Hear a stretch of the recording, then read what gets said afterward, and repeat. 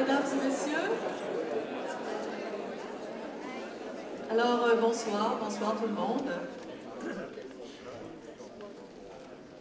Voilà, si vous le permettez, on va amorcer cette belle rencontre. Alors, mesdames et messieurs, bonsoir et bienvenue à ce débat électoral sur le thème « Un Québec digne de ses aînés ». Merci d'être là et d'avoir accepté l'invitation des 5 associations qui représentent les aînés du Québec. Et je vais les nommer: le réseau FADOC, bien sûr, l'Association des retraités de l'éducation et des autres services publics du Québec, la REC, l'Association québécoise des retraités des secteurs publics et parapublics, la QRP, l'Association québécoise de défense des droits des personnes retraitées et pré-retraitées, la QDR, et enfin le regroupement interprofessionnel des intervenants retraités des services de santé, le RIR. Alors en tout, plus de 700 000 personnes qui ont bâti le Québec moderne. Je m'appelle Françoise Guenette, j'aurai le plaisir d'animer les échanges. Et tout d'abord, je vous invite à accueillir les hôtes de cette rencontre, donc les présidentes des 5 associations. Et j'invite à monter me rejoindre M. Maurice Dupont, président de la FADOC.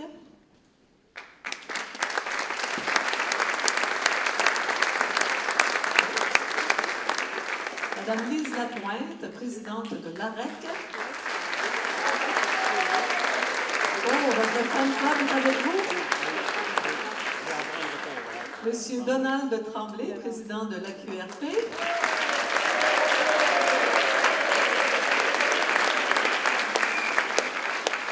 Monsieur Pierre Lynch, premier vice-président de l'AQDR.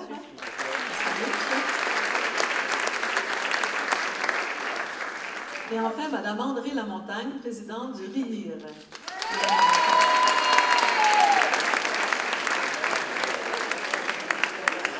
Est-ce que c'est un débat électoral entre membres des associations? Alors, je vais inviter 3 d'entre vous à prendre la parole. Dans un premier temps, à ce micro, M. Dupont, s'il vous plaît. Vous pouvez déplacez-vous qu'on vous voit mieux. Bonjour à toutes et tous, et merci surtout d'être présents en si grand nombre. La salle est quasi pleine ici en bas. C'est un reflet de l'importance de la place qu'ont les aînés dans notre société. Une coalition représentant plus de 700 000 membres, c'est un mouvement historique. Et nous sommes très fiers que cette collaboration ait mené à ce débat d'envergure, une première. Cela signifie qu'ensemble, nous avons le pouvoir de changer les choses. Merci, M. Dupont. Madame Lapointe.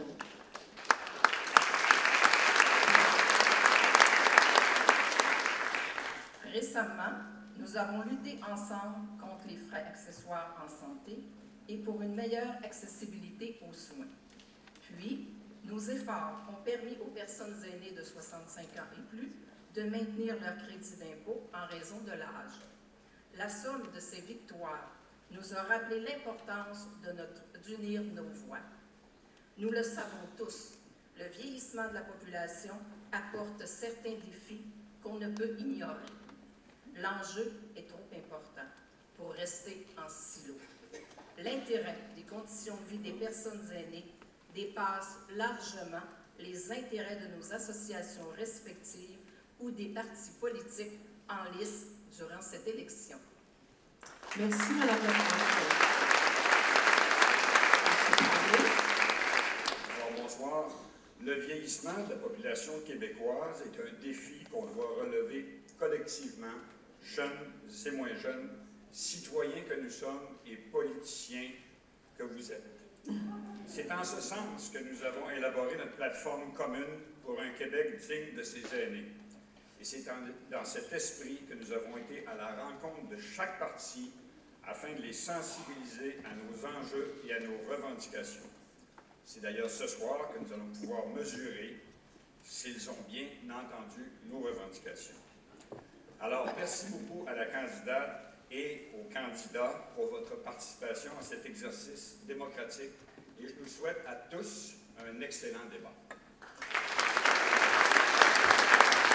Merci. Merci, M. Tremblay. Alors, je vous invite à redescendre puisqu'on entendra à la toute fin du débat M. Lynch et Mme Lamontagne. Je vous explique le déroulement de ce débat. nous avons proposé aux 4 partis principaux représentés à l'Assemblée nationale de répondre à 5 questions liées à autant de thématiques, soit la santé, la proche aidance, le revenu et le logement, en plus d'une question ouverte. Chaque candidat ou candidate aura 2 minutes pour répondre à chacune des questions. Il n'y aura pas de droit de réplique, donc pas d'échange direct entre candidats. Ce sera à vous de comparer leurs propos, d'apprécier leurs propos. Un peu avant 8 heures, nous allons relayer cependant aux candidats quelques-unes des questions qu'on vous a invités à formuler à l'entrée de la salle, juste avant donc d'entrer dans la salle. Plusieurs questions ont été proposées et nous terminerons la rencontre avec 20h15 avec le mot de la fin des organisateurs. Le débat est filmé et sera accessible dès demain au site Internet des 5 associations. Je vous invite à relayer l'information à des amis, à des membres aussi de vos associations. J'ai maintenant le plaisir de vous présenter les débatteurs. Nous avons tiré au sort il y a quelques minutes l'ordre de leur arrivée sur scène et de leur première réponse, au fond. J'invite donc dans un premier temps M. François Paradis, député de Lévis depuis 2014, porte-parole du 2e groupe d'opposition pour les aînés et en matière de services sociaux, candidat de la coalition Avenir Québec. Bonsoir, M. Paradis.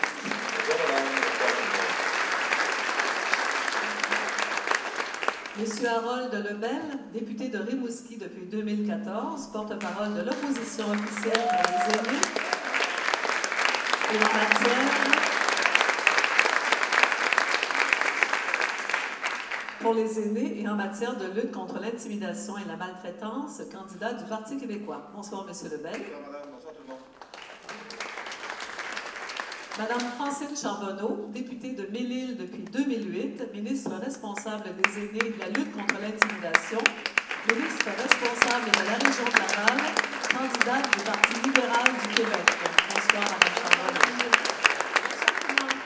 Et enfin, M. Sol Zanetti, ex-chef d'Option nationale et candidat de Québec solidaire dans la circonscription où nous nous trouvons ce soir, Jean Lesage. Bonsoir, M. Zanetti.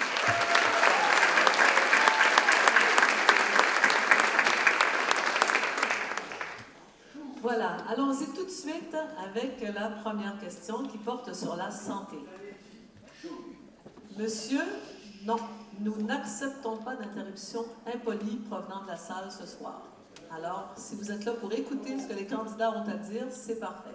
Sinon, je vais vous demander de sortir très rapidement. Merci.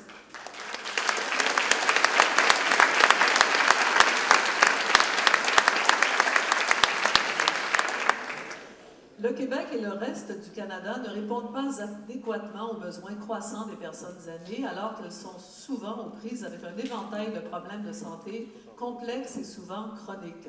Au cours des dernières années, le système de santé a subi plusieurs transformations qui ont fait émerger ou ont aggravé des enjeux systémiques, dont les délais d'attente à l'urgence, la qualité de la nourriture et des soins en CHSLD, la rémunération des médecins, l'inscription de patients auprès d'un médecin de famille, le manque de lits, l'épuisement et la pénurie de personnel, etc. La question qu'on vous a posée est celle-ci. Qu'est-ce que votre parti entend faire pour améliorer les soins et services de santé offerts aux personnes aînées tout au long de leur parcours et ce, de façon intégrée, c'est-à-dire en soutien à domicile, en hébergement ou lors d'hospitalisation? Alors, la première personne à répondre sera donc M. Paradis, et ensuite on continuera de la même façon de la gauche pour vous vers la droite. M. Paradis, je vous en prie, vous avez 2 minutes, vous avez le chrono sous les yeux, je vous en prie. Merci beaucoup. Quel défi, c'est notre défi commun. D'abord, le premier thème dans l'exercice, soutien à domicile. Eh bien, voilà un des éléments sur lesquels on doit intervenir et la CAQ interviendra. Vous savez que la campagne est encore jeune, on a des annonces à faire, mais je peux déjà vous dire qu'on aura des investissements majeurs en soutien à domicile, en soins à domicile. Pourquoi? Pour embaucher, évidemment, former des équipes multidisciplinaires, faire en sorte que les aînés puissent rester à la maison le plus longtemps possible. Et c'est ce que les aînés nous demandent. Quand je rencontre des aînés, je rencontre plusieurs, ils ne me disent pas « François, j'ai hâte d'aller dans un centre d'hébergement, un centre de soins de longue durée ». Convenons qu'il y a une vulnérabilité qui oblige à un moment donné à prendre une décision de ce type-là, mais les gens veulent rester à la maison. Alors investissons massivement. Permettons l'embauche d'équipes multidisciplinaires. Faisons en sorte également que les gens puissent s'offrir davantage de soins, d'aide à la vie domestique, d'aide à la vie quotidienne. Pas facile d'avoir ces services-là, j'en sais quelque chose. J'ai un bon-père de 83 ans qui cherche encore une dame pour faire le ménage parce qu'il a des difficultés à se déplacer. Il n'a pas les moyens et il n'arrive pas à trouver le personnel. On va aussi l'aider. Investissement massif. Réviser la politique nationale sur les soins à domicile. Depuis 2004, ça n'a pas été fait. C'est loin, là, 2004. 2004, Facebook n'existait pas. Est-ce que vous savez comment il y a eu une mise à jour dans Facebook depuis ce temps-là? Alors ça aussi, il faut faire en sorte qu'on se colle sur nos politiques, notamment celle-ci. Révision du mode de rémunération des médecins, on en parle souvent, mais si on veut favoriser la prise en charge et faire en sorte que des médecins s'occupent de leurs patients aînés vulnérables, il va falloir qu'on mette l'emphase non pas sur le paiement à l'acte, mais la prise en charge en fonction du patient qu'on suit. Et ça va nous aider à faire aussi une grande volonté que l'on a, multiplier les initiatives en gériatrie sociale, se rapprocher des aînés plutôt que de faire en sorte que l'aîné se rende dans le milieu hospitalier. Évidemment, il y a l'hébergement. C'est la sine qua non, la fin de l'exercice. Un beau projet de société dont j'aurai l'occasion de reparler. Maison des aînés, un nouveau modèle de CHSLD au profit de vous et de moi. Merci, M. Paradis. M. Lebel, maintenant. Merci, Madame. Vous savez, dans le Bas-Saint-Laurent, on vit déjà, nous autres, dans ma région, il y a une personne sur 4 qui a 65 ans. Il y a un enjeu majeur de vieillissement de la population. Et au Québec, on va atteindre ce niveau-là dans 10 ans. Et vous imaginez, on le vit déjà chez nous. En Gaspésie, c'est la même chose. C'est un impact majeur. Et quand on me dit le vieillissement de la population, c'est un moyen problème, moi je dis non, c'est pas un problème. On est content de vieillir, c'est bon de vieillir, puis de vieillir le plus longtemps possible, en santé, mais avoir des services. Il faut arrêter de dire que c'est un problème. C'est pas un problème, mais il faut que la société s'adapte. Au niveau de la santé, c'est important. Et c'est sûr, on va tourner autour du maintien à domicile, c'est important. Et si on peut garder les gens le plus longtemps possible à domicile. Mais moi, j'ai souvent de la difficulté. Les aînés sont à domicile, ils ont différentes facettes. Dans ma région, dans mon village, rester à domicile, il faut que tu aies des services. Un peu, quand tu n'as même plus d'épicerie, il faut que tu prends le transport en commun qui vient te chercher le matin pour t'emmener en ville le soir, puis il te ramène juste en soirée. Il passe la journée à l'épicerie, ça n'a pas de sens. Il y a quelque chose qui ne va pas dans notre société. On n'est pas allumé à cet impact-là. On ne prend pas soin de ça. On ne réfléchit pas à ça. Et au niveau de la santé, c'est la même chose. Si on veut investir dans le maintien à domicile, il faut penser à l'ensemble du Québec. Puis il faut que chaque aîné partout au Québec puisse avoir accès à des personnes qui viennent aider à domicile. Puis il faut que ces gens-là les gens qui viennent à domicile, qu'on les valorise, qu'on valorise ce métier-là. Quand on a mis en place les CPE, à une certaine époque, c'était les gardiennes. C'est devenu les éducatrices. On les a formées. C'est devenu un métier noble. Mais ça va être la même chose. Les gens vont nous aider à maintenir les aînés à domicile. Mais ces gens-là, ça va être un métier noble. On va les former. Puis on va prendre soin de nos aînés. C'est comme ça qu'on voit l'avenir. Et c'est vrai que c'est un beau projet de société. Mais arrêtons de voir le vieillissement de la population comme un problème. Et faisons ça comme un défi qu'on va relever tout le monde ensemble. Merci beaucoup, M. Lebel. Madame Charbonneau. Bonsoir tout le monde. Alors, 4 ans et demi de mandat de ministre responsable des aînés, ça fait en sorte qu'on a parlé à du monde, on a vu du monde. Et messieurs, on s'est beaucoup parlé, puis c'est pour ça que le discours, vous avez trouvé qu'il se ressemble un peu à savoir qu'est-ce que les aînés nous ont dit. Ben, c'est fort simple. Harold, François, vous avez raison. Ce que les aînés nous ont dit, c'est « je veux rester chez nous ». Je veux avoir le choix. Moi, un aîné, si je décide de casser maison, si je décide d'aller ailleurs, je veux avoir ce choix-là. Mais pour pouvoir avoir ce choix-là, ça me prend plus de services, ça me prend plus de valeur et de lien avec la santé. Parce que, des fois, un petit problème peut devenir très gros si je ne m'en occupe pas moi-même ou avec un service de la santé. Donc, la volonté du gouvernement libéral du Québec, c'est améliorer et augmenter les soins à domicile avec un 200 000 déjà annoncé supplémentaire pour faire le travail. C'est aussi 2000 infirmières praticiennes spécialisées d'ici 2024. Pourquoi? Parce qu'on pense qu'il faut non seulement en avoir plus, mais il faut faire en sorte qu'on valorise et qu'on trouve le personnel. Parce que oui, en ce moment, notre problématique, c'est aussi trouver le personnel puis faire en sorte qu'on peut engager et libérer et donner le privilège aux gens de dire qu'ils sont fiers de travailler en santé. C'est aussi donner des responsabilités supplémentaires aux pharmaciens. Pourquoi? Bien, quand je peux passer à la pharmacie de mon village, quand je peux avoir des services à proximité, ça peut faire la différence, ça peut amener à d'autres choses. 25 super cliniques supplémentaires à ceux qu'on a déjà mis en place Pourquoi? Parce qu'encore là, on veut désengorger. On veut faire en sorte que le lien entre le médecin et son patient est plus proche. Et puis, on peut avoir des services plus rapidement. Parce que attendre des services, vous nous l'avez dit avec beaucoup d'insistance, c'est quelque chose qui est inacceptable. Donc, essayez de tout faire pour faire en sorte qu'un aîné qui choisit de rester chez lui, dans sa ville, dans son village, dans son appartement, dans sa maison, on peut tout faire pour lui permettre de le faire. Merci, Mme Charbonneau. Et M. Zanetti, maintenant. Alors, évidemment, on va souvent être d'accord sur des principes ce soir, tout le monde ensemble. Il y a plein de choses qui ont été dites avec lesquelles Québec solidaire est bien d'accord. Ce qui va souvent distinguer les approches des différents partis, c'est les moyens qui vont décider d'y mettre. Alors, les moyens, les façons de faire, mais aussi les moyens financiers. Québec solidaire, c'est le parti du réinvestissement dans les services publics. Ce qu'on estime, c'est qu'ils ont beaucoup souffert dans les 15 dernières années. Et là, nous, on veut augmenter les revenus de l'État sans toucher à l'impôt des personnes qui gagnent moins de 97 000 $ par année. Et on veut aller chercher 12 milliards de revenus supplémentaires pour pouvoir financer adéquatement les systèmes publics. Donc, les soins aux aînés, toutes les questions dont on va parler ce soir, bien, on va y mettre des moyens véritables. Je donne quand même quelques exemples concrets de mesures qu'on veut mettre en place avec ces moyens-là. On veut retourner à une médecine de proximité. On veut des CLSC dans lesquels il y a des médecins, des services 24 heures sur 24, 7 jours sur 7 pour avoir des services davantage près des gens, qu'on ait moins à tout le temps aller à l'hôpital. On veut des dossiers médicaux qui assurent un réel suivi pour qu'on n'ait pas obligé de toujours réexpliquer tout le temps quand on est dans un CLC, un GMF ou encore à l'hôpital, les particularités de notre dossier. On veut changer le mode de rémunération des médecins parce que ça va les encourager à prendre plus de temps avec chaque patient. Et ça va être plus facile, par exemple, de consulter un médecin au téléphone lorsque c'est suffisant. En ce moment, il a été démontré par des études, le paiement à l'acte, ça n'augmente pas la quantité d'actes médicaux, ça n'augmente pas la rapidité avec laquelle on traite les listes d'attente. On veut aussi un médecin de famille pour chaque personne. Comment on va faire ça? Avec la délégation d'actes médicaux. C'est pas normal qu'à cause des intérêts corporatistes du Collège des médecins, par exemple, en ce moment, les médecins font des choses en ce moment que d'autres professionnels de la santé pourraient faire à leur place. Laissons-leur uniquement les actes qu'il n'y a qu'eux qui sont capables de faire. Merci, M. Zanetti. Merci.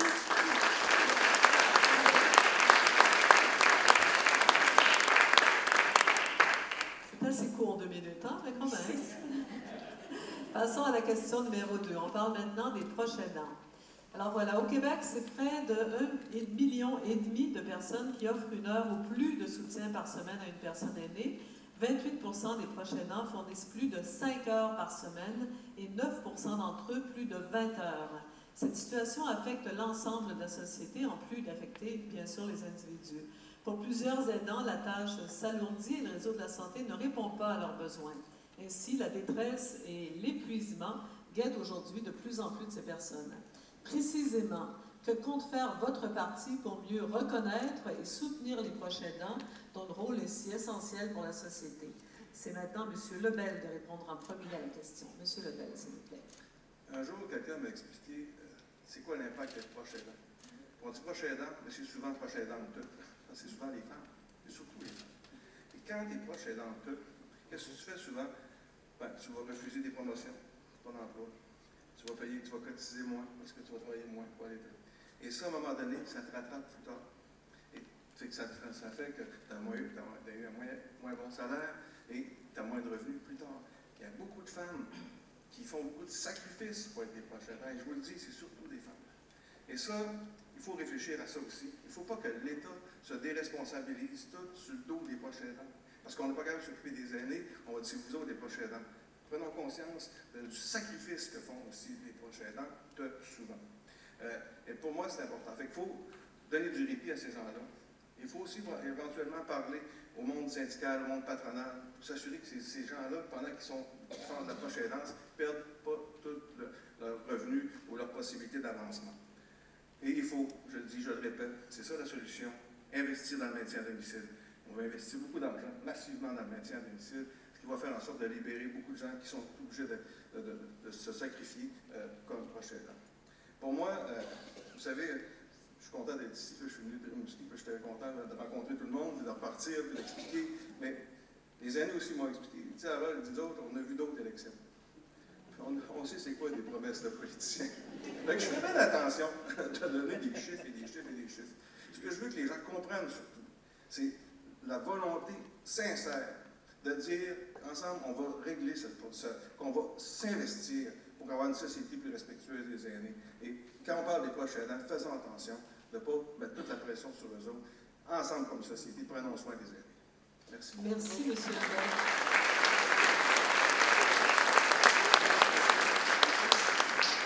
Madame Charbonneau. Je suis heureuse de ne pas rester à Rimouski, je serais déchirée. Vous savez, on le dit souvent, puis on l'a répété à maintes reprises, si vous ne l'avez pas été, si vous n'êtes pas déjà, il y a des bonnes chances que vous soyez proche aidant. Plusieurs d'entre vous nous en ont parlé énormément. Puis il faut rester sensible. Harold, tu as tout à fait raison, il faut prendre conscience. Je t'avoue que j'ai rencontré beaucoup d'hommes proches aidants. Il y a deux sortes de proches aidants, par choix ou par obligation. Et ces deux choix-là ne sont pas plus simples un que l'autre. Donc, la volonté qu'on a, nous, a commencé par mettre dans la loi des normes du travail, une définition, puis une volonté de reconnaître le proche aidant dans le milieu du travail. Maintenant, on ne parle pas de ce qu'on a fait, on va parler de ce qu'on va faire. On nous parle énormément de répit. Ce qu'on veut, c'est du temps. Du temps, bien, ça prend soit de l'espace ou ça prend des sous. La volonté qu'on a déjà avancée, puisqu'il y a des annonces qui restent à venir, puis j'étais contente d'entendre un collègue le dire déjà, c'est la prérogative du chef de faire les annonces. Mais ce qui a déjà été annoncé, c'est 3000 places. 3000 places partout au Québec. 1000 qui se concentrent sur des places de jour, un centre de jour, et 2000 pour le répit. Le répit où on peut soit soi-même, comme aidant, prendre un petit congé ou avoir quelqu'un qui peut prendre soin de la personne de qui on a choisi de prendre soin pour se donner à soi un répit. Et des services. Il faut ouvrir les services parce qu'un proche aidant va délaisser certains aspects. Il délaisse son travail, mais il délaisse le ménage, il délaisse la nourriture, il se délaisse lui-même. Donc, on se doit, comme gouvernement, de mettre en place des balises, mais faire en sorte qu'on puisse l'aider à traverser cette période qui, quelquefois, dure peu de temps et quelquefois peut durer longtemps. Et là, on est devant vous, devant les aînés, mais sachez qu'un proche aidant, ça a aussi un enfant handicapé. Un proche aidant, ça a aussi un proche, un voisin. Ce n'est pas seulement qu'un conjoint aîné, c'est aussi une personne bien intentionnée qui aide quelqu'un qui en a besoin. Merci, Mme Charbonneau. Merci beaucoup. Monsieur Zanetti, s'il vous plaît. Il y a quelques générations, il n'y a pas si longtemps que ça, au Québec, partout dans le monde, l'approche aidante, ça faisait partie de la vie. On était dans des maisons multigénérationnelles, tout le monde habitait ensemble, puis il n'y avait pas cette difficulté-là qu'on retrouve aujourd'hui. La vie est devenue complètement folle. Tout le monde est surchargé. Tout le monde travaille. C'est pas tout le monde qui arrive. Et là, on est dans des vies absolument folles. Puis, qui paye pour ça? Ben, entre autres, les aînés. Et il faut être capable d'adapter la société à cette situation-là plutôt que d'être obligé d'adapter les gens à une société qui roule de plus en plus vite. Alors, c'est important. Le travail des proches aidants, on calcule que offrir ces services-là qu'eux offrent, ça coûterait à l'État 4 à 10 milliards de dollars par année. Alors, investir pour les proches aidants, c'est un minimum. Il faut investir massivement parce que si jamais on les laisse tomber, bien, ça va nous coûter cher socialement, humainement, puis économiquement aussi. Ce qu'on veut concrètement faire, c'est offrir du soutien financier et psychologique aux proches aidants. On veut faire une loi qui donnerait une reconnaissance légale et une loi cadre sur la proche aidance. On veut investir, je trouve ça important de parler de chiffres parce que ça fait toute la différence entre des principes qui vont se traduire en réalité et des principes qui vont rester des principes. 250 millions pour, premièrement, bonifier le crédit d'impôt pour le maintien à domicile des aînés, bonifier le crédit d'impôt pour les proches aidants d'une personne majeure, augmenter le supplément pour une personne handicapée, étendre les crédits aux personnes non couvertes, développer des offres de répit pour les proches aidantes et aidants et des services psychosociaux à tous les stades de la vie d'aidant, aider les proches aidantes et aidants à concilier la vie, famille, travail, études avec leurs responsabilités vis-à-vis de la personne supportée. Merci, M. Zanetti. Et enfin, toujours sur la proche aidance, M. Paradis. Merci. Ce matin, j'étais en conversation avec des gens qui tentent d'apporter du soutien, du répit, de l'accompagnement des proches aidants, des proches aidantes. Harold avait raison, majorité de femmes, 58% pour 42% d'hommes. Savez-vous ce qu'un homme à qui on a dit tu vas avoir droit à quelques jours de répit. Le répit, là, c'est pour permettre de garder l'aider, la personne vulnérable, et permettre à l'aidant de souffler un peu. Ben, lui, il va prendre son répit pour aller dans un groupe de soutien, rencontrer d'autres hommes, pour comprendre ce qui lui arrive. Et il y a ce sentiment de culpabilité-là, moi, qui me donne des frissons. C'est qu'un proche aidant, lorsqu'il a l'impression qu'il n'arrive pas à rendre le service qu'il devrait rendre, il se sent coupable. C'est le poids sur ses épaules. La reconnaissance, c'est pas vraiment là. Il va falloir qu'on corrige ça. Reconnaissance légale, reconnaissance financière. Les proches aidants au Québec tiennent à bout de bras une bonne partie de notre système de santé. Ils sont essentiels. Alors, ce qu'on va faire concrètement, puis ça a déjà été annoncé, puis j'ai une collègue, je suis très content de travailler avec elle, Marguerite Blais, qui a porté ce dossier-là à bout de bras également. On va déposer la première politique nationale québécoise sur la proche aidance, ce qui n'a jamais été fait. Histoire d'avoir des guides, des objectifs à atteindre sur la reconnaissance légale et financière. On va doubler le crédit d'impôt pour les proches aidants, c'est demandé par les organisations, c'est dû, ce sera fait. On va construire 20 maisons Gilles Carle pour améliorer le répit aux proches aidants dans toutes les régions du Québec, dont 8 dans le premier mandat. Créer l'Observatoire de la proche aidance pour mieux soutenir les proches aidants. Est-ce que c'est important? Et ça aussi, c'était demandé. D'avoir un observatoire nous permettant de savoir où on va, vers où on va, comment on soutient davantage et reconnaître les besoins.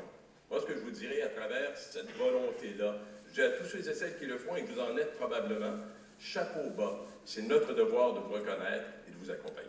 Merci, M. Paradis. Merci.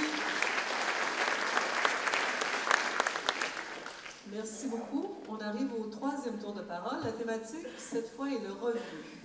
Alors, de plus en plus d'aînés, vous le voyez, ont des problèmes financiers. Selon Statistique Canada, la proportion des couples et des célibataires de 65 ans qui sont considérablement endettés a augmenté de 27 à 42 % à l'espace de 20 ans. Plusieurs des organismes communautaires qui distribuent des paniers alimentaires constatent que davantage d'aînés recourent à leurs services.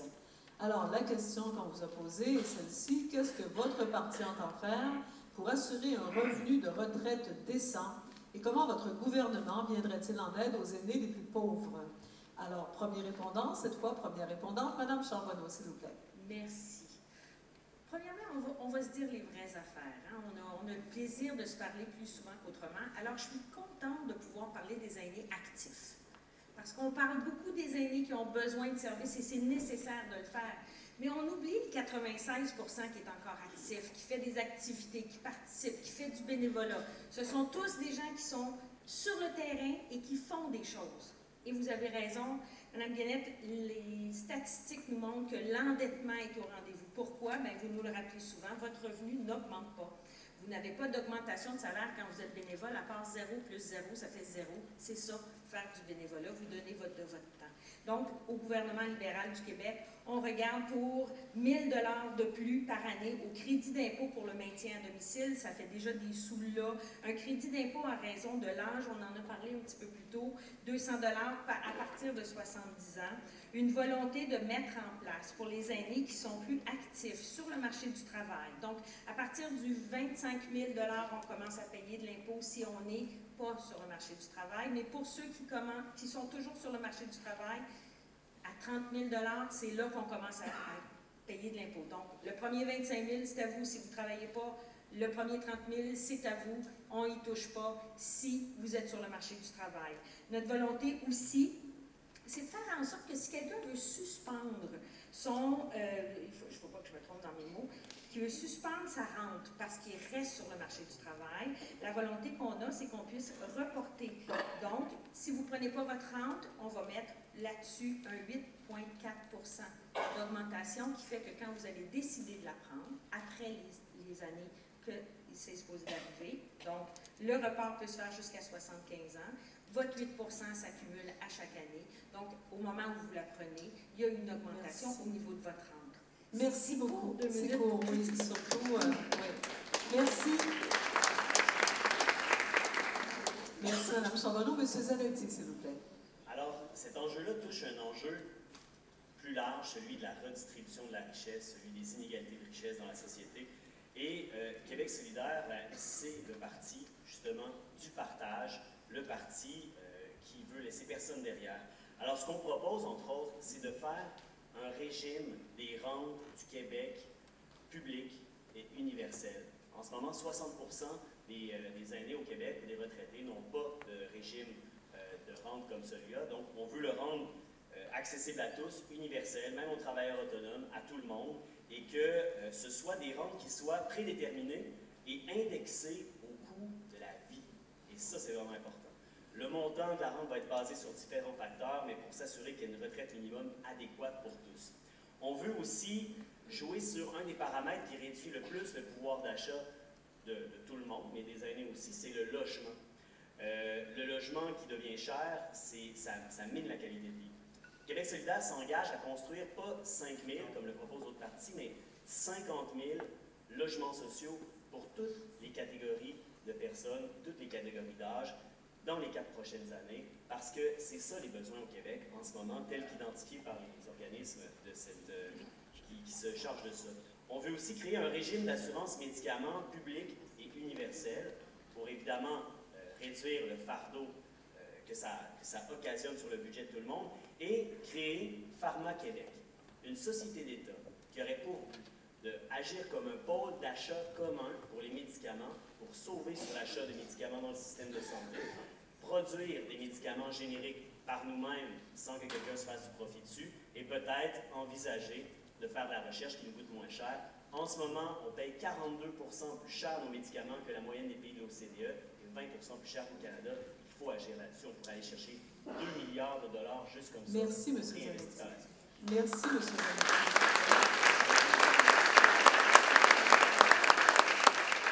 M. Paradis, maintenant.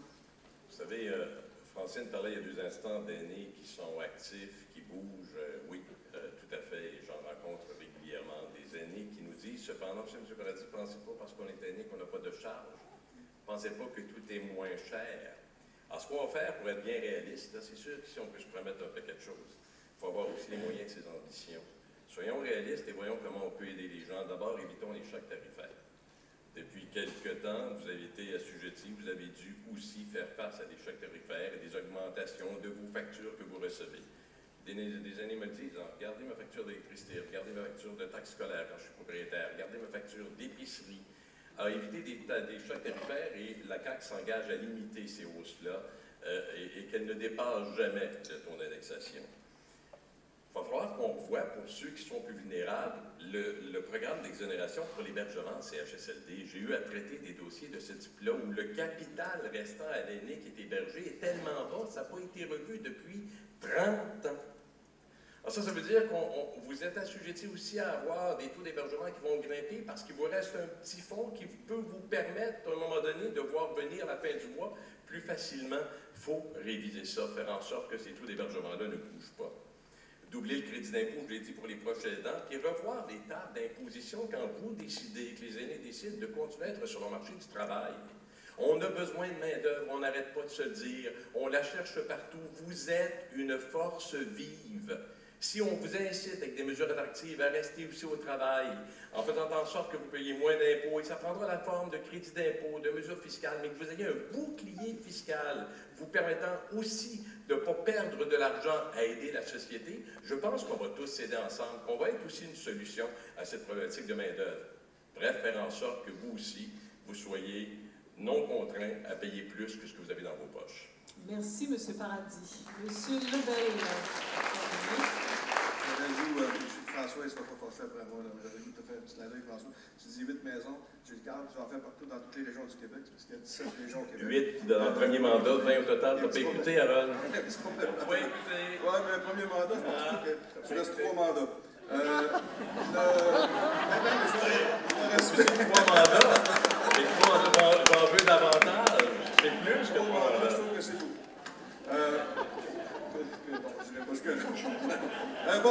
Revenons aux revenus. Il y a quelques années, j'étais chef de cabinet de Linda Couture, qui était ministre de la Solidarité sociale, et on a fait une tournée du Québec pour présenter une loi pour lutter contre la pauvreté. Je me rappelle de cette tournée-là, on avait adopté la loi, tout le monde, les partis politiques ensemble, ça avait été un beau moment, mais j'avais fait la tournée, et j'ai fait une tournée récemment dans tout le Québec, et il y a une différence que j'ai vue. Je n'avais jamais vu, il y a une quinzaine d'années, la pauvreté des aînés. C'était pas aussi aussi clair. Aujourd'hui, je l'ai vu. J'ai fait le tour, il y a de la... Tu sais, quand on dit qu'il y a 52% des aînés qui vivent avec moins de 25 000 par année, c'est quelque chose. Tu sais, c'est 82% qui vivent avec moins de 50 000 par année. C'est vrai, il faut... Mais c'est impressionnant. Il faut travailler au niveau de la pauvreté des aînés. Il y a des aînés qui ont de la misère à arriver. Et moi, ce qu'on propose, nous autres, on a fait des engagements ce matin. On veut mettre en place un crédit d'impôt solidarité aînée. Aussi, on veut permettre aux aînés qui veulent aller travailler. On a des problèmes de main-d'œuvre un peu partout. On a besoin des aînés pour venir travailler un petit peu. On a besoin d'eux autres, il faut faciliter le travail. Il faut aussi s'assurer. Tu sais, je pensais qu'il y avait juste dans les régions, mais même en ville, il y a des endroits où tu ne peux pas aller faire l'épicerie proche, ou juste ça coûte trop cher. Tu vas aller dans les marchés moins chers, peut-être très loin. Il y a des problèmes de transport, ça coûte cher aux aînés, il faut travailler là-dessus, les services de proximité, les services aussi du logement, les HLM pour aider, pour aînés, travailler auprès de ces gens-là pour offrir des logements à meilleur marché. Merci, M. Lebel. Merci.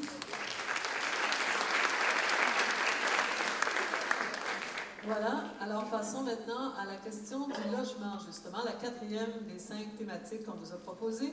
Alors, comme vous le savez, l'offre de logement abordable est nettement insuffisante pour répondre à la demande des aînés qui, rappelons-le, sont de plus en plus endettés.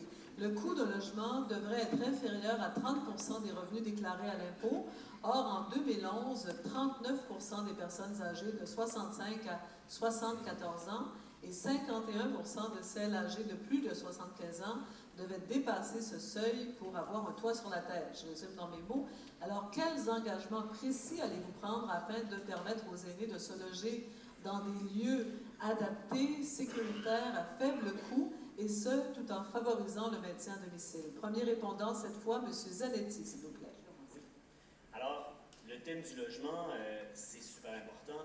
Évidemment, à Québec solidaire, comme je l'ai dit, on veut mettre en marche des chantiers de construction pour le logement social. On veut en faire 50 000 dans un premier mandat parce que c'est ça la demande. Et j'ai regardé, moi, aujourd'hui, la vidéo là, des maisons pour les aînés que propose la coalition Avenir Québec, chez Paradis. J'ai regardé la vidéo et j'ai trouvé ça, je trouve que ça fait rêver, c'est super intéressant.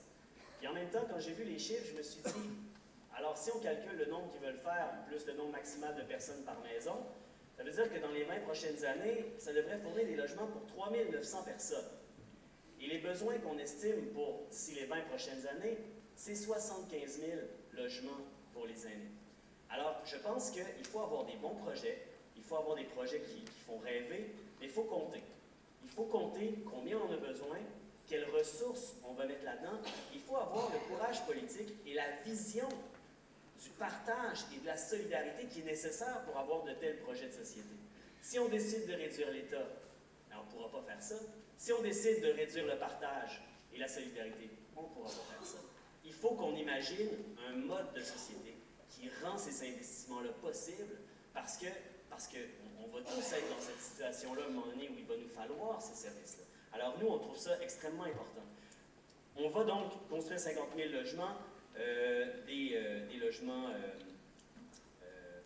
sociaux, avec des technologies à la fine pointe de l'efficacité énergétique. On veut aussi avoir une politique d'achat local pour les organismes publics et parapublics, ce qui fait que dans ces maisons-là, par exemple, on pourrait retrouver des produits du Québec, des fraises de l'île d'Orléans, des légumes qu'on fait pousser ici, des bonnes tomates de serre, des choses qui ne sont pas toutes venues de l'extérieur dans des cannes, Merci. qui assurent une qualité de la nourriture.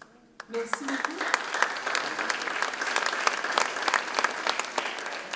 Monsieur Paradis, sur le logement toujours. Vous me permettrez, on parle de logement, puis je vais faire un petit retour sur ce que mon collègue, ce dont il parlait il y a quelques instants. Mais vous savez, et vous savez, un débat comme celui-ci devant vous, c'est empreint dans ma tête à moi de ce qu'on souhaite pour nous tous et pour vous également. Alors, le respect et la dignité, c'est la même chose.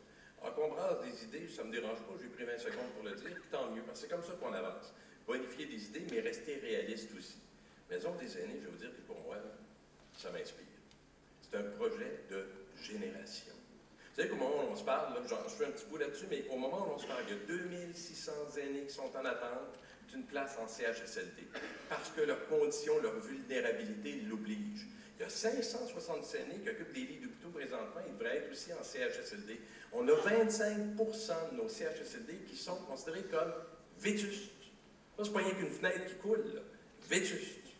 Alors, il faut mettre à niveau les CHSLD où on est capable de faire, mais il faut voir plus loin. Et vous l'avez vu, la démographie fait en sorte que nous sommes une population vieillissante. On aurait besoin davantage de place. Plus que rêver, concrétisons cette pensée de maison des aînés humaine, moderne, plus petite, meilleurs services, dans des îlots où tous partageront leur quotidien, où des aînés verront des plus jeunes également, un milieu de vie. C'est ça qui est important. Nos maisons des aînés doivent être des milieux de vie. Évidemment, il y a des logements sociaux. Il y avait 14 000 logements sociaux qui ont été promis, qui n'ont pas été livrés. On va s'engager à livrer ce qui a été promis. Je pourrais bien vous dire, regarde, il en fait 50 000, on va en faire 62 000. Je ne dirais pas ça. Il y en a 14 000 promis qui n'ont pas été livrés. Faisons ça. Faisons en sorte également qu'on puisse indexer les allocations au logement annuellement, ce qui n'est même pas fait présentement. Alors ça aussi, c'est la façon de faire en sorte qu'on puisse se doter d'un environnement qui fait en sorte qu'on puisse y rester davantage. Le soutien à domicile fait aussi partie de la solution. Merci, M. Paradis. M. Lebel. Il faut agir rapidement. Je vous le dis. Il faut agir rapidement auprès des aînés. Le logement, c'est majeur. Faire en sorte que les aînés puissent avoir accès à des logements adaptés pour eux autres. Il faut investir, aider les aînés quand ils ont certaines problématiques, si on veut qu'ils fassent du maintien à domicile, les aider à aménager leur logement, investir là-dedans, leur donner un soutien. Améliorer, travailler sur les CHSLD, arrêter d'envoyer des ministres faire des tournées à tout le champ pour savoir les meilleures pratiques, c'est fini, on a tourné je ne sais pas combien de 10 000 fois. Là, il faut investir, on sait ce qui ne va pas, investissons, améliorons les CHSLD. Puis, si on trouve les CHSLD, ce n'est pas une bonne façon, on veut leur donner un nouveau nom, Maison des aînés, pour en faire juste dans 30 ans, ça va être trop tard. Là, il faut commencer tout de suite à améliorer ce qu'on a déjà appelé des milieux de vie. Il faut investir là-dedans. Et quand je parlais des HLM, puis on parle des coops d'habitation, il y a plein de logements comme ça qu'on peut faire. On peut faire partout. Partout dans les villages, dans les régions, partout. C'est à Côte-Nord. Essayez pas de faire des maisons pour aînés ou ramener. C'est à Côte-Nord, c'est grand, puis ils veulent vivre dans leur communauté. C'est pas une maison des aînés à Côte-Nord qui va régler le problème des aînés de la Côte-Nord. Voyons donc. Fait que là, il faut investir auprès des groupes communautaires, auprès des programmes, des projets d'économie sociale, des coops qui sont là, les aider, les soutenir, puis aussi faire en sorte d'engager du monde. Pas juste mettre les aînés, les parquets là, mais engager des animateurs, qui vont faire des travailleurs de corridor, on appelle, qui vont voir les aînés, s'assurer qu'ils ne sont pas tout seuls, qu'ils ne sont pas isolés. C'est la grande maladie du siècle, l'isolement. Il faut s'assurer qu'on a des endroits partout, dans leur milieu de vie, où ils ont vécu, où ils savent, dans leur quartier comme ici, où ils se reconnaissent ici. Permettons-leur de rester dans leur quartier. Permettons à ces gens-là d'avoir des services dans leur quartier. C'est ça qu'il faut faire. Merci, M. Lebel.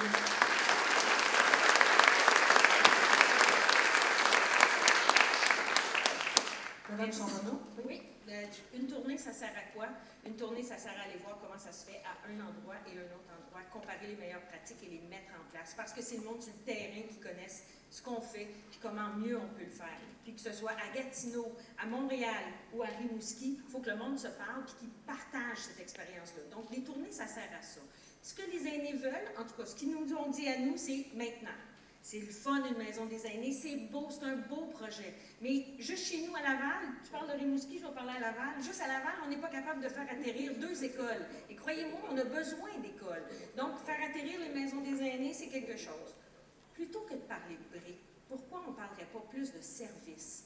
Pourquoi on ne parle pas plus d'aménagement? C'est le choix qu'on fait nous. C'est-à-dire qu'on a déjà annoncé une volonté d'investissement dans l'aménagement des logements, faire en sorte que les gens attendent moins longtemps. Il y avait un délai, je vous dirais, irrespectueux pour faire attendre de poser des bancs dans la chambre de bain, adapter un logement parce que, vous le dites bien, Monsieur Lebel, les gens veulent rester chez eux. Si j'habite dans un village, puis que mes enfants sont dans ce village, puis que je veux construire ce village, puis je veux continuer à enraciner dans ce village, faites-moi pas déménager en ville dans une tour, ou faites-moi pas déménager en ville dans une maison.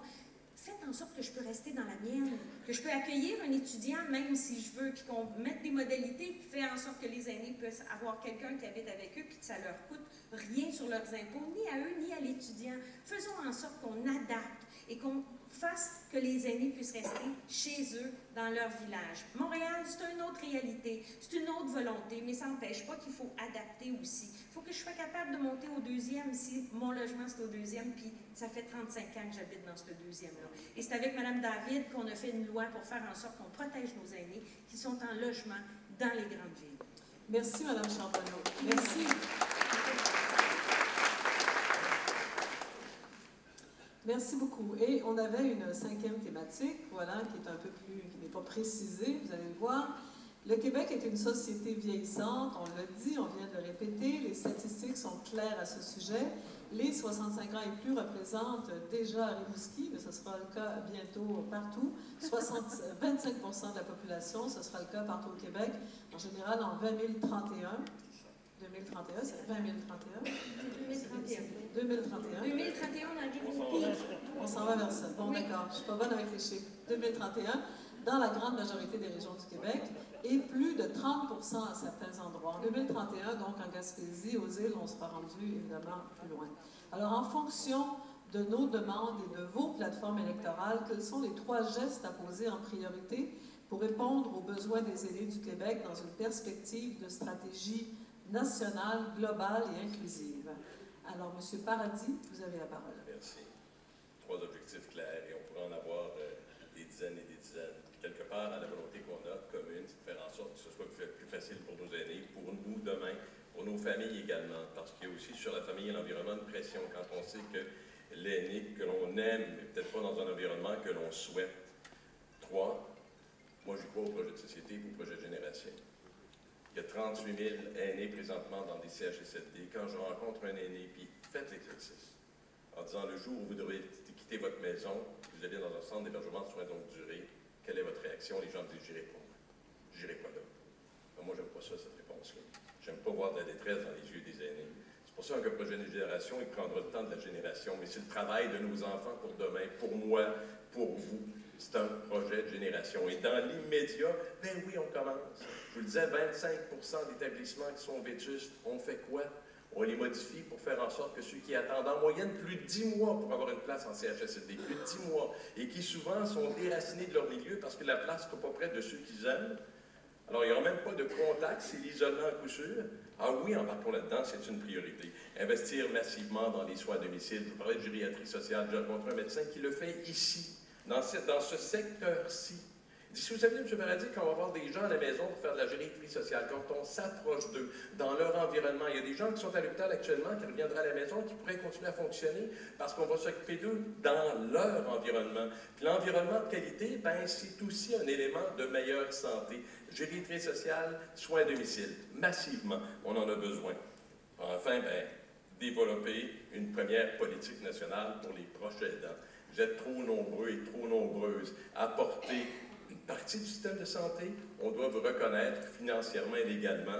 Ce que vous faites pour ceux que vous aimez. Nous devons en tenir compte, mais pour ça, il faut le faire concrètement et c'est ce qu'on fera également. Merci, M. Paradis. M. Lebel, s'il vous plaît. 3 priorités. Mais il y a des urgences à régler. Quand j'ai vu au printemps, une dame de 85 ans est obligée de sortir de sa résidence privée en dedans de 48 heures pour se trouver d'autres choses. Ça, je ne peux pas croire qu'on est rendu là au Québec. On ne peut pas accepter une société qui fait ça. Quand j'ai vu des gens dans les CHSLD mourir de chaleur, puis il y a des choses qu'on ne peut pas accepter. Il faut intervenir là. Et puis c'est pas une histoire de parti politique, là. Il faut bouger rapidement, régler ces problématiques-là, prendre soin de ces aînés-là qui sont plus vulnérables. Et ça, puis les infirmières, puis les préposés qui sont débordés, qui ont leur quota parce qu'ils n'y arrivent pas. Puis la pression est jusque-là, il faut faire quelque chose rapidement. Ça, c'est clair, puis donner de l'air, comme je disais, aux aînés qui sont plus pauvres, qui ont de la misère à arriver. On a ensemble déposé une pétition pour faire en sorte que le gouvernement n'abolisse pas le crédit d'impôt pour les 65 ans et plus. Hey, je vais vous dire cette affaire-là. Le mardi, le ministre, il n'y a pas de problème avec ça. On a mis la pétition en ligne le mardi. Le mercredi, il voyait les pétitionnaires monter. On peut peut-être regarder. Le jeudi, il dit on recule, il y en a un problème. Donc, on était rendu à quasiment 25 000 signatures. Ça a monté. Le pouvoir des aînés est impressionnant. Et le jour où vous allez vous rendre compte de ça, vous allez voir, vous êtes capable de virer n'importe quel mot du gouvernement, je vais vous le dire.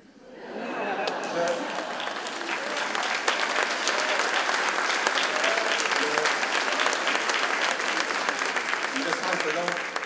question qu'on a déposée, c'est de faire en sorte de mettre en place des états généraux sur le vieillissement de la population, on s'adapte. Et ça, c'est pour interpeller tout le monde. Le monde municipal, faire en sorte qu'on ait des rues accessibles, des trottoirs accessibles, qu'on ait un monde rural qui ne laisse pas partir ses aînés, qu'on ait des syndicats qui parlent avec les patrons pour laisser place à des travailleurs expérimentés, qu'on ait le monde de l'éducation, qu'on permette à des aînés de mettre en place des programmes de mentorat pour aider les jeunes à apprendre notre histoire avec les jeunes. On a plein de choses qu'on peut faire ensemble. On a un grand projet de société à mettre en place. Merci. Merci, M. Lebel.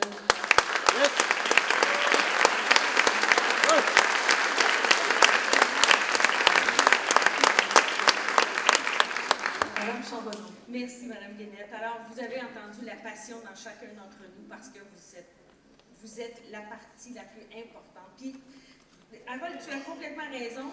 Les gens ont une force incroyable.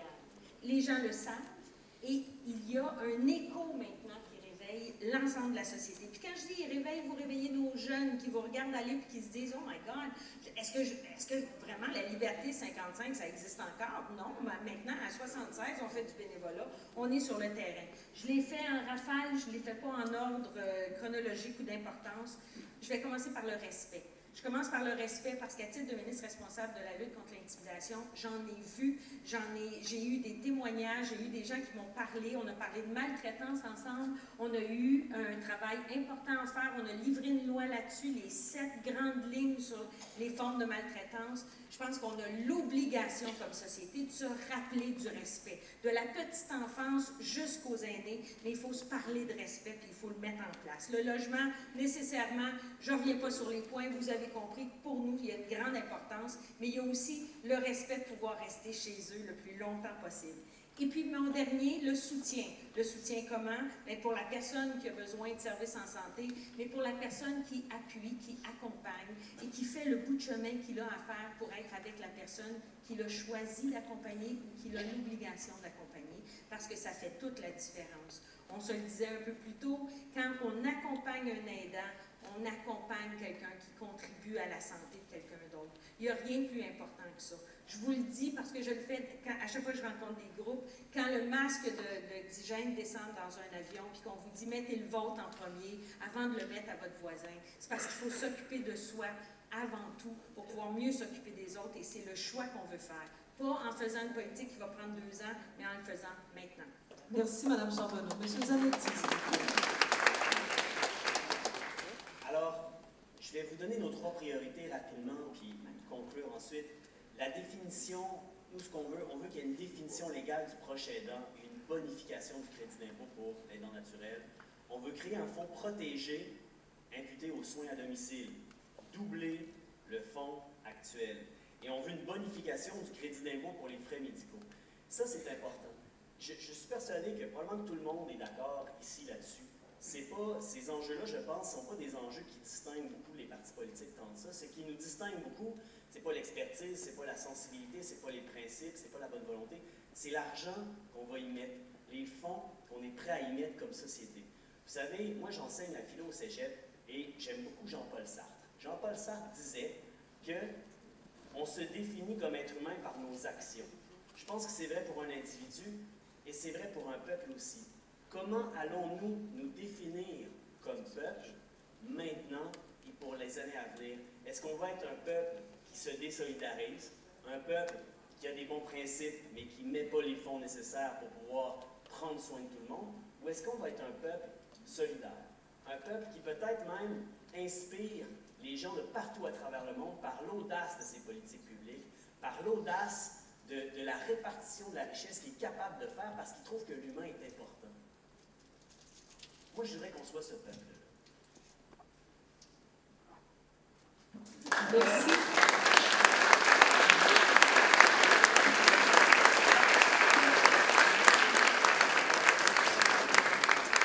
Merci beaucoup à vous 4. Alors, on est maintenant rendu à la partie un peu plus spontanée du débat ou de la rencontre, puisque de toutes les questions suggérées par l'auditoire, les organisateurs en ont sélectionné 5 qui s'adressent bien sûr à tous les partis. Vous avez maintenant non pas 2 mais 1 minute pour y répondre. Et je vais poursuivre dans le même ordre. 1 minute au lieu de 2. Alors, la première question retenues. Alors, évidemment, on a choisi des questions qui n'avaient pas été abordées encore. Alors, que propose votre parti pour permettre aux personnes inaptes d'avoir accès à l'aide médicale à mourir? Monsieur Lebel, dans un premier temps. Bon, je ne pensais pas parler de l'aide médicale à mourir. Je pensais plus avoir le goût de parler d'un plan d'action pour vivre et vieillir dans la dignité plutôt que mourir dans la dignité. On a le plan, on a ce qu'on a proposé, il y a le projet de loi. On veut s'assurer que tout ça se passe bien. J'ai rencontré un moment donné, je suis allé manger rapidement à la cantine, quelqu'un allait porter sa sœur aux soins palliatifs. C'est pas des moments difficiles, il faut que ce soit bien accompagné. Je vous explique concrètement exactement comment le faire, mais je vous dis que c'est des moments difficiles à passer et ils ont besoin du meilleur soutien possible. Mais comme je vous dis, c'était bien de faire cette loi-là. Ça a été accompagné. Est-ce qu'on devrait l'élargir maintenant aux personnes qui ont déjà, par exemple, manifesté leur intérêt, leur volonté, mais qui ne sont plus précisément aptes à consentir de façon... Je ne suis pas rendu à vous répondre. C'est toi, un dossier délicat. Merci. Merci, M. Lebel. Madame Charbonneau a la même question. À la même question, je vous répondrai. J'ai eu le privilège de faire la consultation pendant 2 ans avec l'équipe des collègues des différentes équipes politiques. Une consultation difficile. À chaque fois qu'on descendait dans un endroit, c'était excessivement touchant. Je vous le dis, c'est une question qui a une fameuse ligne de contradiction. Hein. Elle est où la ligne où on arrête? On a consulté des spécialistes. Madame Yvon pourrait vous le dire aussi. Ça a été fait très apolitique, je vous le dis, puis c'est pour ça que je parle de Véronique. Les spécialistes nous disaient, oui, mais c'est quand? C'est quand que tu peux, puis quand tu peux pas. La ligne, elle est très fine. Donc, on nous a fait une recommandation. Monsieur Barrette, le ministre de la Santé, a accepté de mettre en place un comité pour étudier justement cette question-là, parce que après, dans les Pays-Bas, après cette question-là, dans les Pays-Bas, ils sont rendus aux enfants. Parce que les enfants peuvent le demander. Donc, posons-nous des questions. Merci, Mme Charbonneau. Monsieur Zanetti? Alors, c'est une question évidemment très difficile, question d'éthique qui déchire toutes les sociétés en ce moment. Qu'un philosophe devrait apprécier. Oui.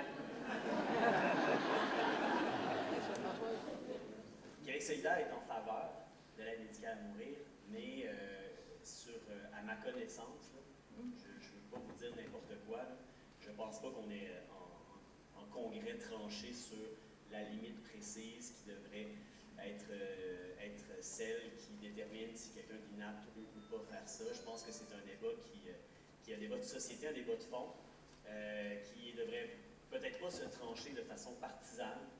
Je pense que c'est pas non plus un débat je pense que c'est un débat qui jusqu'ici s'est fait de façon quand même assez sereine à l'Assemblée nationale. Et je pense qu'il faut que ça continue comme ça, qu'on trouve la solution ensemble, parce que c'est vraiment épineux, jusqu'où ça peut aller.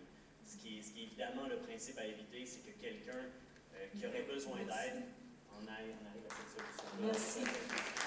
Merci, M. Zanetti. Monsieur Paradis, est-ce qu'à la fin, on a développé une réflexion? Ça me touche, oui. Ça me touche parce qu'on a fait une demande officielle que ça devienne un débat de société. Ce qu'on a demandé, ce qu'on a dit, c'est que la société est prête d'engager la discussion pour trouver la meilleure solution possible. Il ne faut pas se fermer les yeux. J'ai reçu un appel, je suis dans ma voiture, d'Yvon Cournoyer. Il était à l'Assemblée nationale à mes côtés, atteint d'une maladie dégénérative. Yvon m'a appelé, puis un de ses chums m'a dit, Yvon veut te parler, je l'ai appelé juste dans mon stationnement. Yvon dit, François, je vais t'apprendre quelque chose. Il dit, merci pour l'effort de faire en sorte qu'on puisse en jaser ensemble de cette grande question-là. Est-ce qu'on peut décider du moment où on doit quitter quand on a une maladie qui nous dirige vers ça? Je te dis, moi, j'ai réussi à avoir l'aide médicale à mourir, malgré le combat. Je te dis salut, mercredi, je ne serai plus là.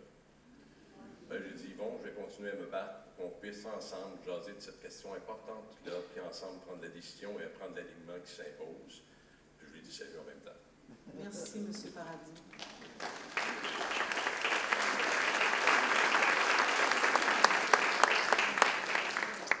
Deuxième question que vous avez suggérée. Que comptez-vous faire pour améliorer l'offre de services de loisirs dans les résidences pour aînés? Dans les résidences publiques, c'est ce qu'on entend, ou résidences peut-être ressources intermédiaires. Madame Charbonneau.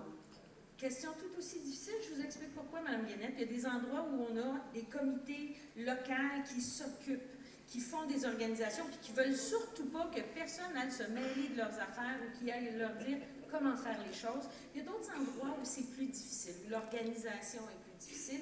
Et là, ce qu'on cherche à mettre en place, c'est des récréologues. Vous savez, de ces gens, et plus souvent qu'autrement, ils défont l'âge de l'endroit, la moyenne d'âge, parce que ce sont de jeunes personnes qui amènent de nouvelles idées. Donc, quand c'est possible de le faire, puis quand les gens veulent bien avoir un récréologue, c'est possible. On peut l'avoir à même une organisation.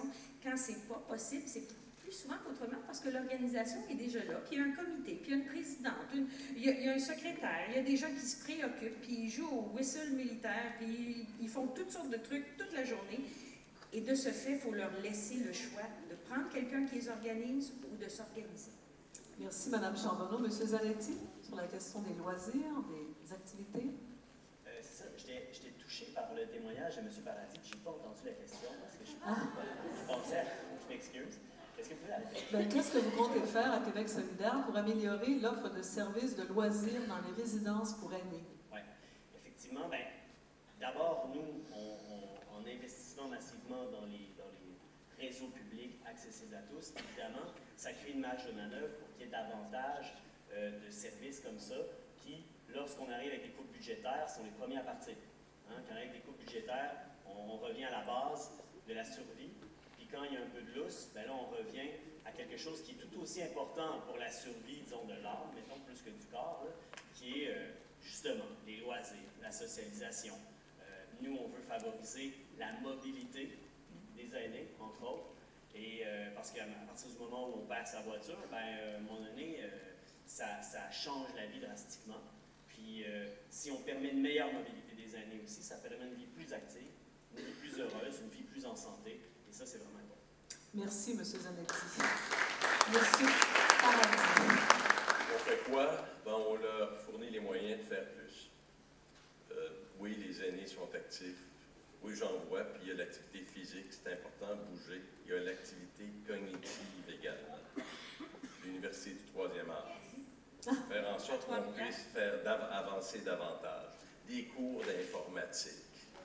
J'en vois qui en suivent et qui veulent en suivre davantage. Il faut donner les moyens de le faire. Cependant, et les gens se sont inquiétés dans tous les centres d'aînés, en tout cas dans plusieurs d'entre eux, de la disparition potentielle de ce volet extrêmement important, de ce volet loisir. Il faut qu'il y ait quelque chose de récurrent pour qu'on puisse continuer à avancer. Un corps sain, on le dit, dans un esprit sain. Alors, si nos aînés, on ne leur donne pas le moyen de bouger, de s'extérioriser, de se valoriser, on perd quelque chose dans notre vie de tous les jours, dans notre âme au quotidien. Il faut continuer à donner davantage pour le volet loisir. Merci. Monsieur Lebel. Oui. Chez nous, il y a les retraités de l'UQAM qui sont très dynamiques, qui sont partout. Puis ils vont donner des cours comme ça. Puis ils sont contents de le donner, ça aide les gens. Puis les autres, ils aiment ça aussi. Puis tout le monde est gagnant. Tantôt que je parlais du mentorat, c'est une façon aussi. Si on pouvait, des fois, 5 ou 6 aînés, je m'excuse, je parle sur un village, mais si on pouvait parler de l'histoire du village aux plus jeunes, puis faire des messages, c'est quelque chose d'intéressant. Et puis pour le reste, les aînés, je veux dire, couper le bénévolat. Que si les aînés décident de faire la grève du bénévolat, on est dans le gros trouble au Québec. Et ils sont partout, ils font des activités, des festivals. Tout ce qu'on peut faire, c'est les encourager à faire ça. Hier, j'étais dans une place, ils ont inventé un jeu là, de curling boule, là, ça marche, puis tout le monde est là.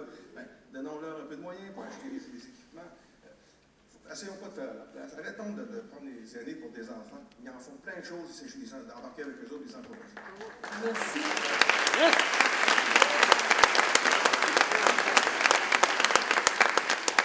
On passe à une troisième question très importante, je pense, et pas uniquement dans les régions du Québec. Qu'est-ce que vous allez faire pour améliorer l'offre de transport public aux aînés? Monsieur Zanetti, vous êtes le premier à répondre. Bon, alors Québec solidaire a dans son plan de transition économique et énergétique aussi un plan d'investir massivement dans les transports collectifs partout au Québec, dans les 9 municipalités qui ont un réseau de transport déjà, et aussi d'investir là où il n'y a pas de réseau de transport, dans l'accessibilité à l'automobile électrique. Mais ce qu'on veut essentiellement, c'est en renforçant les services actuels, ben, on va faciliter la mobilité. Donc, améliorer le service, oui, mais aussi réduire les tarifs. Alors, nous, on veut, dans un premier mandat, réduire de moitié les tarifs du transport public partout au Québec et aussi, sur une période de 10 ans, les réduire à zéro pour avoir une véritable gratuité du transport en commun parce que ça fait sauver de l'argent de faire ça, ça enlève de la congestion, ça facilite la mobilité de tout le monde. Merci, M. Zanetti. M. Paradis.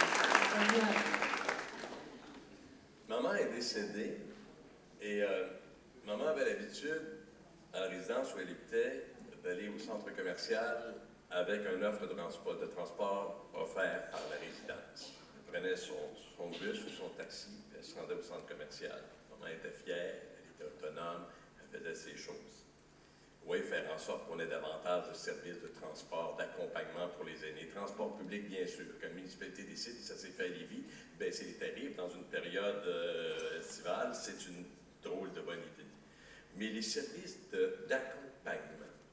Savez-vous qu'il y a des gens qui accompagnent des aînés dans le système de santé, puis il y en a un qui me racontait qu'il a laissé sa voiture devant l'urgence pour faire en sorte d'accompagner l'aîné à son rendez-vous et reprendre sa voiture. Il y a eu un ticket de stationnement. Il y a des bénévoles qui vivent ça régulièrement. Je parlais ce matin à un service d'entraide, 15 000 km de transport pour accompagner des aînés. Ben, je pense que la réponse est là. Favoriser l'aîné dans ses déplacements, il faut qu'on mette les services en conséquence. Merci. Monsieur Lebel, maintenant. Je vais répéter un peu les mêmes choses. Souvent, l'autre jour, une autre expérience. On fait une campagne électorale, puis on rencontre plein de monde, il y a des anecdotes, moi je vais vous en raconter une. La madame a dit, moi, dans un village, elle dit, là, je vais peut-être mon permis de conduire, puis j'aimerais ça à la caisse avec mes affaires. Il y avait un jeune qui était là, il dit, madame, c'est facile, vous prenez votre téléphone, puis... Elle a dit, t'es-tu fou? Ah, si, je vais faire ça là-dessus. Moi, j'aime ça, la caisse populaire, rencontrer quelqu'un, parler au monde. C'est pas. Là, on n'a plus besoin de sortir de chez nous. Ils viennent nous livrer à manger chez nous. Et on peut faire par la caisse chez nous. Vous voulez pas me voir, quoi? Mais c'est ça, il faut investir dans le transport. Quand je dis l'isolement, c'est tout ça. Quand je parle de tenir des états généraux sur l'adaptation de la société au vieillissement de la population, c'est un des éléments majeurs. Merci.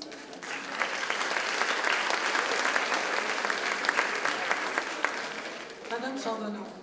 T'es-tu fou, toi? Ouais, des fois, oui. Et c'est vrai que la première réaction, quand un jeune dit à une personne avec plus d'expérience, « Hey, regarde, tu peux faire ça là-dessus », des fois, ça peut être surprenant. Mais j'ai déjà vu des aînés dire à un jeune, « Pourquoi tu ne m'inventes pas l'application pour faire telle affaire? Ça serait beaucoup plus facile. » Donc, des fois, les idées, ils transigent de part et d'autre. On a, avant de quitter l'Assemblée nationale, on a déposé un Québec pour tous les âges. Un Québec pour tous les âges, c'est un plan d'action qu'on a déposé pour parler non seulement de mobilité, mais aussi de toutes les actions que le gouvernement veut mettre en place. À Laval, on vit une expérience extraordinaire. On essaie de la regarder là, un petit peu plus large, mais ce n'est pas un engagement, Mme Guénette. On essaie juste de voir un peu plus large, mais à partir de 65 ans, on ne paie plus le boss.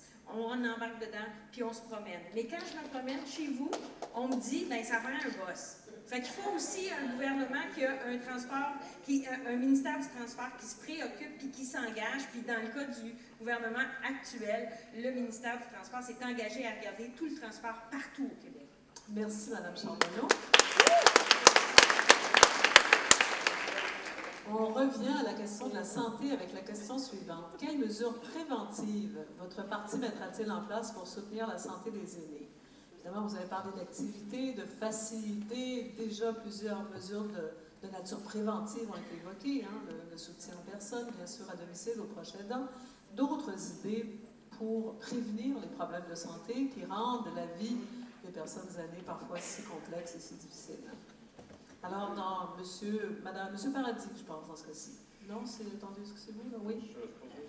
Oui, c'est vous. Vous me donnez, parfait, et je l'apprends. Vous êtes gentil. Vous savez, la prévention, c'est assez problématique parce qu'on investit peu en prévention, on devrait faire davantage. Pour les aînés, mais pour les jeunes aussi.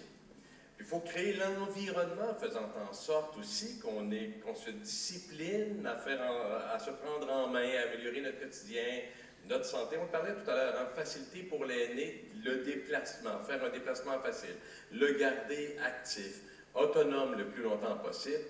C'est parce que la simple prévention, c'est pas payant. On a l'impression que c'est pas payant. 30 minutes de marche pour s'enlever le mal de tête, ça prend 30 minutes. Une pilule, ça prend 3 minutes. Fait qu'on a tendance à prendre la pilule. Puis on fait ça trop souvent aussi pour nos aînés. J'ai vu dans des résidences, moi, des salles zen, où les aînés allaient là pour faire en sorte qu'on se ressource avec une musique, la lumière, tout ce qui va, les massages, etc. C'est de la prévention pour la qualité de vie. La prévention, il va falloir qu'on la prenne à bras le corps, qu'on crée l'environnement pour la faire davantage également. Merci, M. Paradis. M. Lebel, s'il vous plaît. Nous, on a proposé une politique sur les saines habitudes de vie. On dit des CPE jusqu'à aller dans les CHSLD, dans les milieux de travail, s'assurer qu'il y ait au moins 1 heure d'activité physique par jour. Je pense que c'est important. On veut devenir au Québec une des sociétés les plus en forme dans le monde. J'ai de l'ouvrage à faire. Je vais y arriver. Je vais y arriver. Il me reste 30 secondes. Pour moi, c'est important tout ça, mais moi, je pense que notre gros problème par rapport à la santé, c'est l'ennui et l'isolement des aînés. Si on laisse les aînés tout seuls, qu'on ne s'occupe pas d'eux autres, qu'il n'y a pas personne, si on ne peut pas financer des groupes communautaires qui viennent intervenir, différentes interventions, si on n'imagine pas des choses, puis on laisse encore trop d'aînés isolés chez eux, des personnes comme ça, et s'ennuyer, on s'enligne pour des gros problèmes. Fait que c'est une grande préoccupation que j'ai, il faut travailler là-dessus. Merci, M. Lebel. Mme Chambonneau, s'il vous Vous allez penser, Mme Guénette, qu'on s'est parlé, puis qu'on a vu les questions d'avance, mais la vulnérabilité, la maladie qu'on nomme pas, c'est vraiment l'isolement, la solitude. Ce qu'on a fait pour prévenir ça de notre côté, c'est qu'au début, en 2014, il y avait 44, on appelle ça des ITMAV. C'est une initiative de travail. Dans le fond, c'est des travailleurs de milieu qui vont dénicher nos aînés qui sont seuls, qui passent par le biais des services communautaires pour essayer de voir comment on peut retrouver cette dame qui venait aux activités puis qui ne vient plus, ou ce monsieur qui allait à ses rendez-vous régulièrement puis qui n'y va plus. Donc, on en avait 44. Quand on a regardé la map du Québec, ce n'était pas assez. On en a maintenant 172. Pourquoi? Parce que dans chaque milieu de vie, dans chaque endroit du Québec, il faut avoir des gens qui sont capables de trouver ces gens qu'on oublie, qu'on laisse tranquilles, qu'on ne dérange pas, puis que finalement se retrouvent dans des milieux de vie qui sont malsains, inadéquats, pas sécuritaires et qui ne s'alimentent pas bien. Donc, notre volonté, c'est de faire en sorte qu'on puisse faire de cet isolement une finalité où tout le monde s'occupe de nos aînés pour pas qu'ils soient seuls dans nos villes et nos villages. Merci, Mme Chambonneau. Et pour terminer, M. Zanetti, s'il vous plaît. Alors, la prévention, c'est quelque chose qui commence au début de la vie, c'est quelque chose qui se passe toute la vie, et ça passe par un réinvestissement en éducation, faire de la prévention pour les saines habitudes de vie dès le plus jeune âge, pour que ça se maintienne tout le temps. C'est aussi rendre plus facile les transports actifs, c'est ce qui permet aussi, après ça, de vieillir en santé. Quand on a des endroits ou des villes qui sont adaptées, par exemple, pour le vélo, pour la marche, pour un combo autobus-marche, puis que les gens le prennent, et puis qu'en plus, ça améliore la qualité de l'air, bien là, on est en train de faire de la prévention. Quand on améliore de façon générale la qualité de notre environnement, on fait de la prévention. Quand on prévoit un plan de transition énergétique pour se rendre indépendant du pétrole d'ici 2050, on est en train aussi de faire de la prévention. Quand dans Limoilou, ici, Jean-Lesage, c'est mon quartier, ben, on force le port de Québec à mettre sous couvert ses opérations, ben, on s'empêche de respirer les métaux lourds, des poussières qui viennent du port. Quand on finance davantage les municipalités pour qu'ils investissent dans le zéro déchet et qu'ils arrêtent de brûler les choses à l'incinérateur, on les respire moins puis c'est meilleur pour la santé. Merci, M. Zanetti.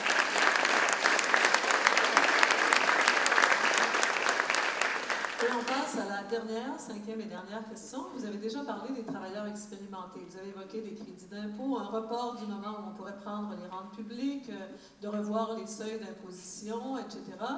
Qu'est-ce que vous aimeriez ajouter? Qu'est-ce que vous aimeriez ajouter, faire de plus pour soutenir les travailleurs d'expérience? Alors, M. Lebel, vous êtes le premier à parler dans ce cas. Encore une autre anecdote. Un monsieur vient me voir il y a 63 ans. Lui, il travaille sur des boules. Des boules, pardon. Des pépines. Lui, il a fait ça toute sa vie. Et il voudrait aller travailler quelque part. On me dit, il faut que tu aies un secondaire 5. Et tu sais, pas le temps de faire mon secondaire 5. Mais ça le bloque. Il y a des tas de choses comme ça qu'il faut changer. Si on veut reconnaître les acquis, parce que moi, je suis capable de montrer mon métier à plein d'autres jeunes qui ont leur secondaire 5. là, il y a quelque chose à faire de ce côté-là. Et aussi, il y a plein d'aînés qui me disent, moi, j'irais faire 2 jours. On a besoin de main-d'œuvre. J'irais faire 2 jours, mais c'est pas payant pour moi, je vais être coupé par contre.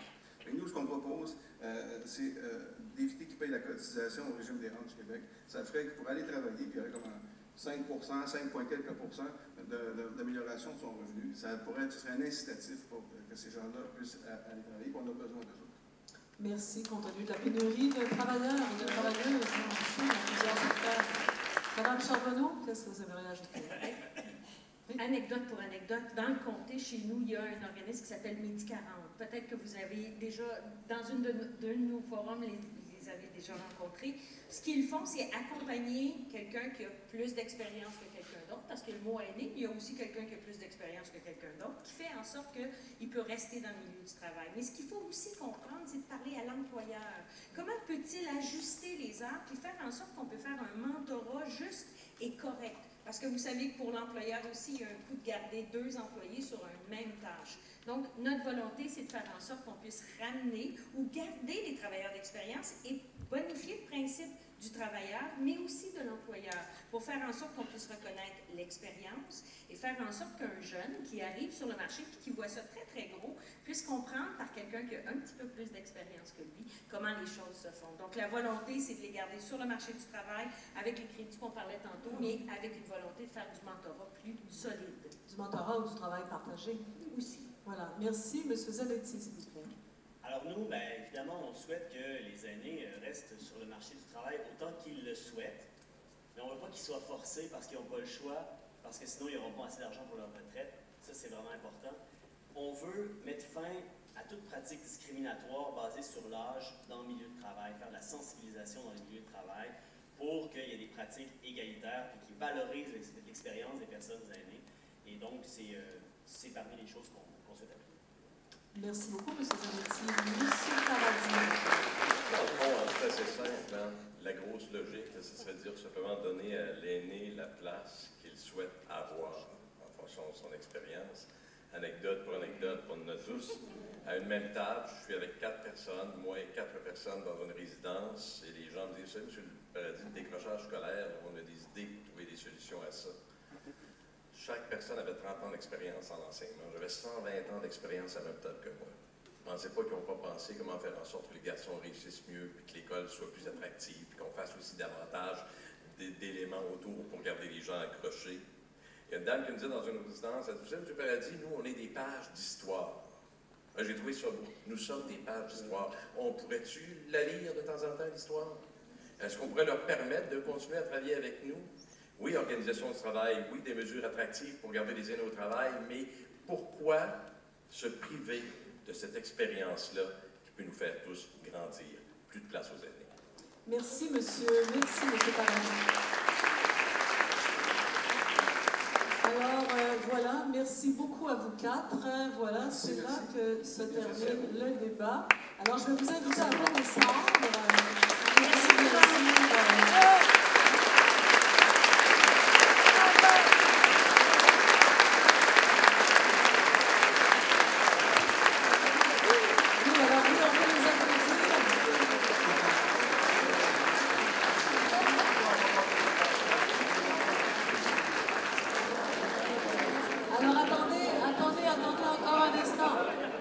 On vient de décider qu'on part un parti. Donc, je vous invite à reprendre vos places pour 1 minute ou 2 encore, s'il vous plaît.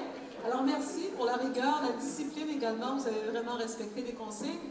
Mais j'aimerais vraiment que vous écoutiez pour les mots de la fin, qu'on invite d'abord les présidences, les présidentes et présidents à revenir sur l'estrade. Et on voudrait entendre des présidents des associations qui vous ont réunis ici ce soir. Alors, je vous invite à revenir tous les 5, puisqu'il s'agit vraiment pour la première fois dans l'histoire de ces mouvements associatifs d'une coalition de représentants d'aînés du Québec. C'est très important, ça mérite d'être souligné. Alors, voilà. Alors, j'aimerais qu'on vous voit un peu mieux. J'aimerais qu'on entende dans un premier temps M. Pierre Lynch, premier vice-président de l'AQDR, et ensuite on entendra Mme Lamontagne. M. Lynch, c'est à vous. Alors, bonsoir. La tenue du débat sur les enjeux du vieillissement est cruciale dans notre société. Les décisions qui sont prises maintenant auront un impact majeur sur la vie d'une grande tranche de la population, en particulier pour les personnes en situation de vulnérabilité. On dit souvent qu'on peut juger d'une société de la façon dont elle traite ses aînés. Il est temps de démontrer qu'on peut être meilleur, qu'on peut être plus juste, plus respectueux de celles et ceux qui ont bâti le Québec. Merci. Merci, M. Lynch. Et enfin, Mme André Lamontagne, présidente du RIR. Donc, le débat de ce soir n'était qu'une autre étape importante pour préparer une synthèse des propositions de chaque parti relativement à nos revendications, que nous rendrons disponibles à tous nos membres afin qu'ils puissent voter avec une meilleure connaissance des enjeux pour les aînés. La prochaine étape sera l'élection d'un gouvernement. Vous pouvez être assurés que nos 5 grandes associations seront présentes pour rappeler à nos dirigeants l'importance d'agir, de respecter ses promesses, d'en faire davantage pour assurer un Québec digne de ses aînés. Merci encore de votre participation à ce débat et bon retour. Et je voudrais remercier aussi Mme Guénette pour l'animation.